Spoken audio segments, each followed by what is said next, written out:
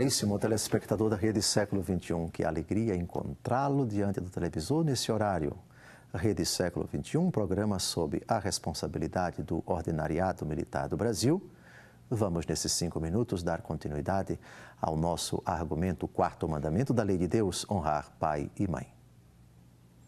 Ainda tratando das responsabilidades da autoridade recebida pelo poder civil, a autoridade civil existe enquanto expressão da vontade de Deus e o fundamento para esse pensamento é a própria palavra de Deus. Dai a César o que é de César e a Deus o que é de Deus, disse nosso Senhor Jesus Cristo. São Paulo diz isso de outra forma para justificar a autoridade civil, independente da sua postura tirânica, despótica, do abuso, do excesso no exercício da autoridade.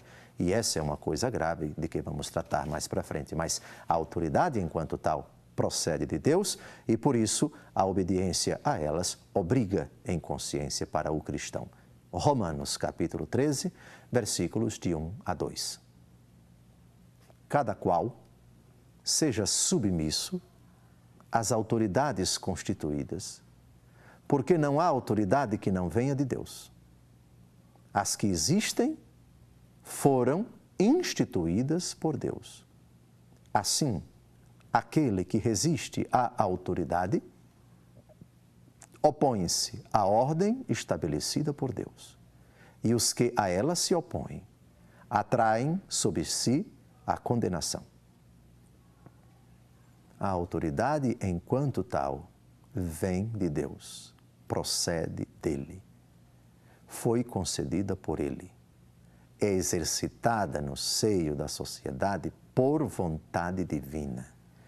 Isso não significa dizer que o seu desvio, que a sua usurpação e que o seu exercício injustos, iníquos, perversos, corresponda à vontade de Deus. São duas coisas completamente diferentes. Até porque o texto que acabamos de dizer não disse isso. Quem acusa o cristianismo de ser colaboracionista e de propor uma teoria da autoridade civil, despótica, tirânica, que pelo simples fato de existir e ser exercida já corresponde à vontade de Deus, isso é mentira, isso é calúnia, isso é inadmissível. Cada qual seja submisso às autoridades constituídas, porque não há autoridade que não venha de Deus. O exercício da autoridade não vem de Deus, mas a autoridade enquanto tal vem de Deus. E é isso que trata o versículo que nós acabamos de ouvir. Toda a autoridade me foi dada no céu e na terra, ide. É assim que termina o Evangelho segundo Mateus. As últimas palavras de Jesus no Evangelho segundo Mateus. O que não significa dizer que dentro da igreja o exercício despótico, tirânico da autoridade corresponde à vontade de Deus. Pois uma coisa é a autoridade enquanto tal, quando é dada por Deus, quando é conferida por Deus.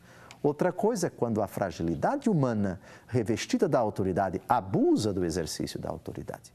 Portanto, separemos bem as coisas. Continua o texto. As que existem foram instituídas por Deus. As manifestações, se sistema político, regime político, se presidente, primeiro-ministro, se rei, rainha, se parlamentar, se vereador, etc. Essas manifestações, Deus não entra neste discurso, Deus não entra nesse mérito. Isso é coisa nossa. Pensar como articular, sistematizar as diversas manifestações do exercício da autoridade, se poder executivo aqui, poder legislativo acolá, poder judiciário acolá, se eles conferidos a pessoas diferentes, ou numa única pessoa, ou uma, ou mais, ou 30, ou 40 instâncias. Isso é coisa nossa.